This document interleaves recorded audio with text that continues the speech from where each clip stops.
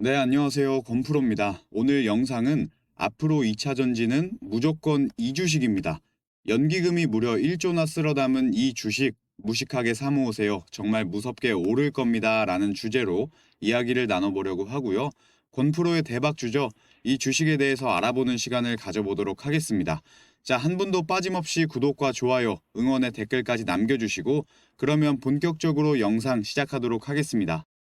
2차 전지 테마가 어떤 종목 할 거 없이 다 빠졌는데 물론 특정 이유로 빠진 건 아니고요. 복합적인 이유로 빠졌지만 가장 큰 영향을 끼친 게 전기차 캐즘 때문이에요. 공매도가 대놓고 들어오는 것도 이 캐즘 때문인데 캐즘에 대해서 간단하게 설명을 드리면 새로 나온 제품이 대세가 되기 전에 주류가 되기 전에 겪는 일시적인 침체기를 캐즘이라고 하는데 지금 제 영상을 다들 스마트폰으로 보고 계시잖아요. 스마트폰이랑 똑같다라고 생각을 하시면 돼요. 초반에 전자기계 이런 거에 관심 있던 사람들이나 썼지 대부분 사람들은 전화기가 전화만 잘 되면 됐지 뭔 스마트폰이냐 하면서 안 썼잖아요. 이게 캐즘이에요. 이후의 결과는 다들 아시다시피 모두가 스마트폰을 사용하고 있죠. 한마디로 전기차도 2차 전지 테마도 지금 이 시기를 지나고 있다. 대상승 직전에 있는 상황이다. 라고 보시면 되겠고요. 실제로 올 하반기부터 이 실적 개선을 시작하면서 나아지다가 26년도 내년부터 다시 한번 2차 전지가 시장을 주도하면서 상승세가 나올 가능성이 매우 높은 상황이에요.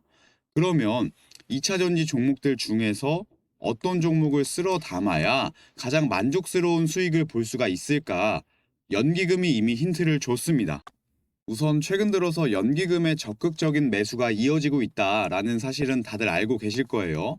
주식의 원칙을 잘 지키고 있는 모습이죠. 증시가 폭락하면서 여기저기 곡소리가 들리니까 연기금이 5조 5천억 가량을 매집을 했습니다. 연초부터 계속되는 매집이 4월까지 이어지게 되면서 굉장히 강력한 전례 없는 매집이 이어졌는데 특히 4월이 이제 막 절반이 지난 시점인데 1일부터 14일까지 1조 6천억 가량 엄청난 자금으로 매수가 들어왔어요. 남은 4월 동안 더 들어온다는 얘긴데 여기서 중요한 게 이 자금들이 외국인들처럼 단타 치고 나가려고 들어온 자금이 아니에요. 계속 머물 가능성이 높은 이유가 뭐냐면 연기금은 세금으로 투자를 하니까 손실을 보면 안 되잖아요. 그래서 국내 비중 얼마, 해외 비중 얼마 이렇게 정해져 있는데 해외 쪽에서 수익이 엄청나게 많이 나니까 해외 비중이 자연스럽게 늘어나겠죠. 그러면 이 해외 비중을 늘어난 해외 비중을 빼서 주식을 팔아서 국내 주식을 사야 되는 거예요. 왜? 비중이 정해져 있으니까. 특히 이번 연도 들어서 적극적으로 리밸런싱이 이루어지면서 국내 증시에 자금이 들어왔다라고 보시면 될 것 같아요. 단순하게 그냥 잠깐 들어온 자금이 아니라 중장기적으로 투자를 하려는 자금이 들어온 거다라는 겁니다. 이해되셨죠? 자, 그러면 어떤 종목을 샀는지 봐야겠죠. 반도체 기업들이 많이 매집이 됐고요. 방산주도 매집하는 모습이 나와줬고요. 2차 전지 기업들도 정말 많이 매집을 했습니다. 사실 굉장히 의외죠. 당장 25년도에는 2차 전지 기업들 실적이 좋다라고 평가를 할 수는 없거든요. 애매한 실적이고 또 이번 연도는 안식년이죠. 회복을 하는 단계에 있는데 아무리 주가가 많이 싸다고 해도 투자를 왜 이렇게 공격적으로 했지? 라는 생각이 들 정도로 적극적인 매집이 들어오는 모습이었습니다.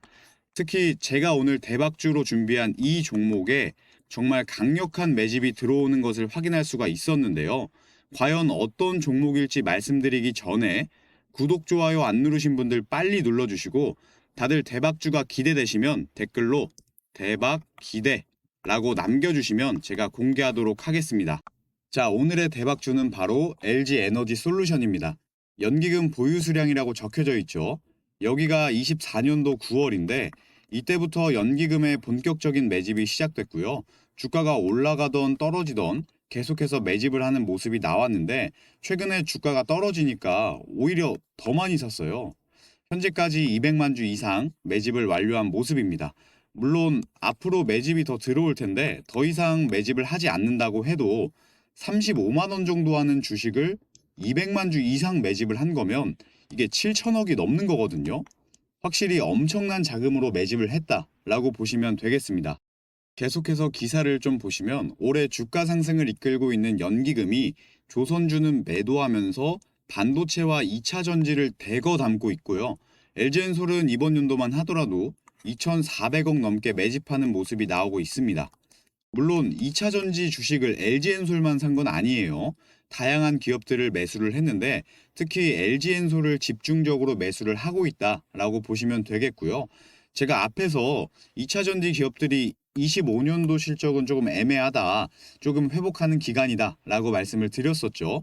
연기금이 반도체 기업들을 매수하는 건 이해가 갑니다. 우리가 중국을 대신해서 미국에 특히 엔비디아의 HBM을 공급을 해줘야 GPU를 만들 수 있으니까 반도체 종목들이 매력이 있는 건데, 우리가 궁금한 건 뜬금없이 2차 전지는 왜? 라는 거잖아요. 이유가 있습니다.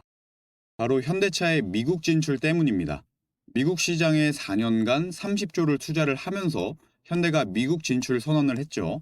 물론 그전에도 미국 본토 안에 메타플랜트라고 해서 현지 공장 시설을 지어놓긴 했었는데 이번에 본격적으로 미국 진출을 하게 됐고요. 현지 공장에서 자동차를 매년 120만 대씩 생산을 할 예정입니다. 물론 때에 따라서 다르겠지만 이 물량의 3분의 1 혹은 절반 정도가 전기차로 출시가 될 텐데, 최근에는 절반 정도가 전기차로 생산이 되면서 전기차 판매량이 자연스럽게 증가할 가능성이 매우 높고요. 또 관세 문제도 잘 피해갔죠. 트럼프가 자동차 산업에 부과된 관세를 일시적으로 유예하는 방안을 검토 중이라고 말하면서 글로벌 기업들이 미국으로 진출하려면 이렇게 공장도 새로 짓고 시간이 걸리잖아요. 그 시간을 주겠다라고 했습니다.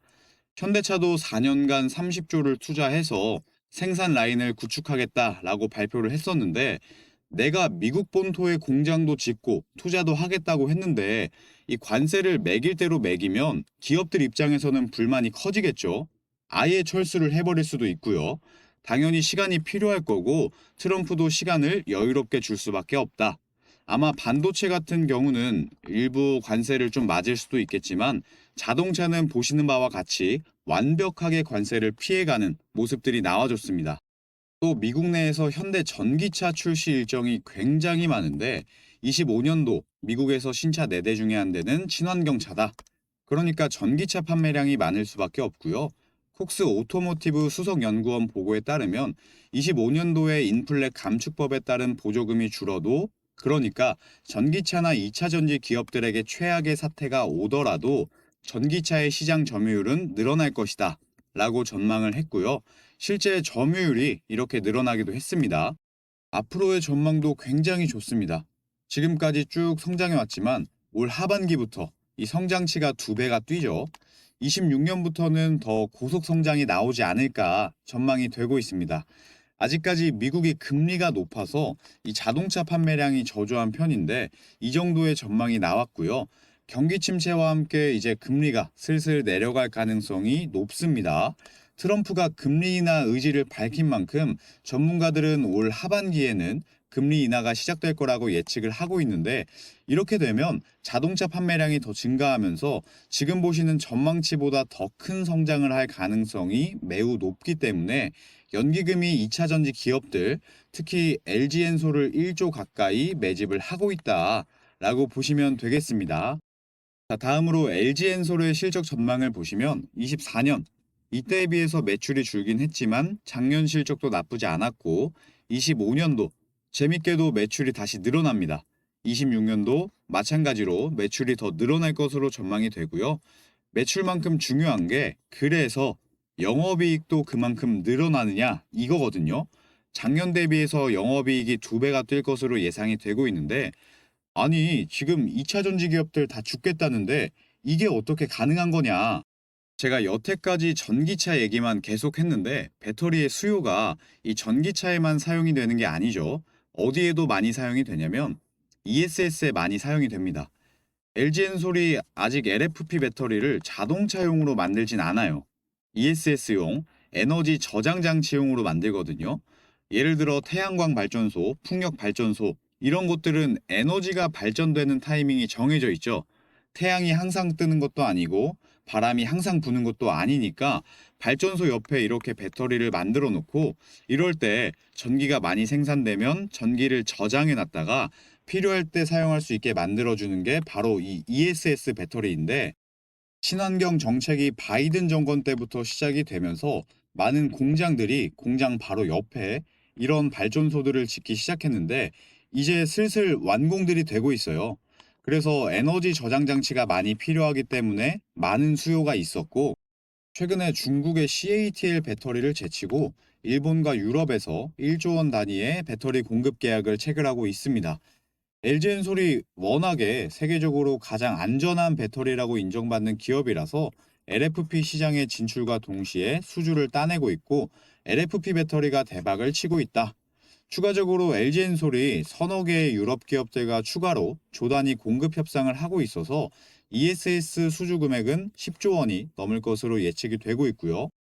미국에서도 7조짜리 계약을 따내면서 다음 달부터 상업 생산에 들어가는데, 아무튼 지금 나온 금액들만 봐도, 계약들만 봐도 10조가 훌쩍 넘기 때문에 매출도 그렇고 영업이익도 그렇고 전망에 확실히 도움이 될 수밖에 없겠죠. 물론 뭐 대단한 거라고 겨우 10조 가지고 그러냐, 이러는 비판적인 시선도 존재하는데, 이거 자체로 정말 대단한 게 맞고요. 작년 상황을 생각하면 작년 상황에서 이 정도 매출을 낸 거면 대단한 거죠. 작년 매출을 보시면 매출 자체는 나쁘지 않았는데 영업이익이 박살이 났습니다. 이유가 뭐냐면 재고자산 평가 손실 때문이에요. 이것 때문에 엄청 고생했거든요. 물건의 가격이라는 게 수요와 공급에 의해서 정해지는데, 사람들의 수요보다 공급량이 너무 많았어요. 그러다 보니까 자연스럽게 남는 배터리가 생기겠죠. 이건 문제가 안 돼요. 창고에 저장해놓고 나중에 또 팔면 되니까. 근데 재무제표상으로는 문제가 되는 거예요.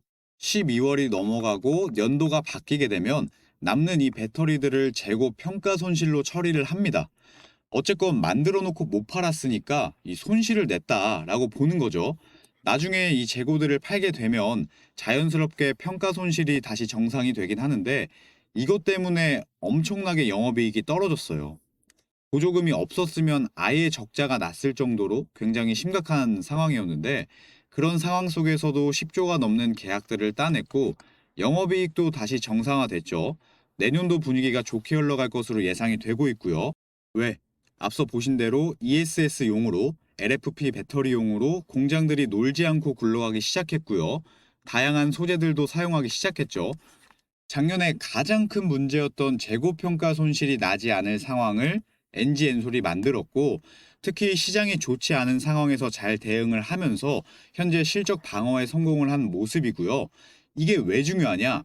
ESS를 기반으로 탄탄하게 다져진 재무제표에다가 전기차 판매량이 증가하면서 함께 배터리 판매량이 증가할 때 영업이익도 주가도 크게 뛸 가능성이 매우 높으니까, 아직까지 내년 전망이 확실하게 안 나와서 제가 감히 예측을 하자면, 이제 금리가 내려가기 시작하면 전망치들도, LG엔솔의 실적 전망치들도 계속 올라가는 거로 수정이 될 거고, 주가도 꾸준히 우상향하는 흐름이 나와줄 거예요.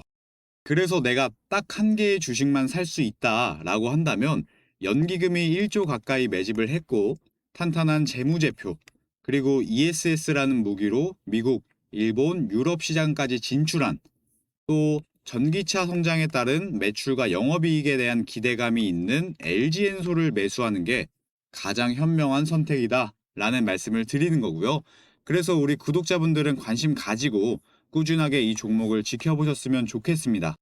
자, 마지막으로 오늘 제가 설명드린 종목 외에도 관세 이슈라던가 이 탄핵 이슈로 국내 증시가 폭락하면서 이렇게 저점에 눌려 있는 매력적인 종목들이 많이 있습니다. 이런 종목들 특징이 4월부터는 주가를 어느 정도 회복하면서 반등하려는 모습을 보여주려는 경향이 있고, 보통 6월, 7월에 주가가 최고가에 가까워지는 주가 상승을 보여준다는 건데요. 과거에 에코프로가 그랬고 삼성전자도 그랬습니다. 포스코홀딩스 역시 마찬가지였고요. 시간 관계상 여기까지만 보여드리겠지만 시총이 큰 우량주들도 이렇게 주가 상승이 나와줬고, 시총이 작은 종목들은 더 큰 상승이 나와줬었습니다. 그래서 우리 구독자분들은 지금부터 준비를 하셔야 된다는 거죠. 왜? 지금이 가장 싼 가격에 많은 물량을 안전하게 모아갈 수 있기 때문에. 그래서 제가 우리 구독자분들을 모시고 이런 종목들과 정보들, 그리고 저만의 매매 전략을 공유하고자 이렇게 주식 공부방을 만들게 됐습니다. 하나부터 열까지 다 무료고요. 공부방에 들어오시면 어디서도 못 봤던 정보인데 정말 들어오길 잘했다 하실 겁니다. 4월부터 7월까지만 운영할 예정이고요. 7월에 다 같이 수익 보고 아름답게 이별하도록 하겠습니다. 선착순으로 딱 100명까지만 소수 정예로 운영하도록 할 거고, 그 이후에는 추가 인원 모집을 전혀 일절하지 않도록 하겠습니다. 제가 운영하는 이슈연구소 주식 공부방에 들어오고 싶으신 분들은 이 영상 댓글창에 제가 링크를 걸어두도록 할 테니까요. 언제든지 편하게 들어오시면 될 것 같습니다. 자, 그러면 오늘 영상 여기서 마무리하도록 하겠습니다. 감사합니다.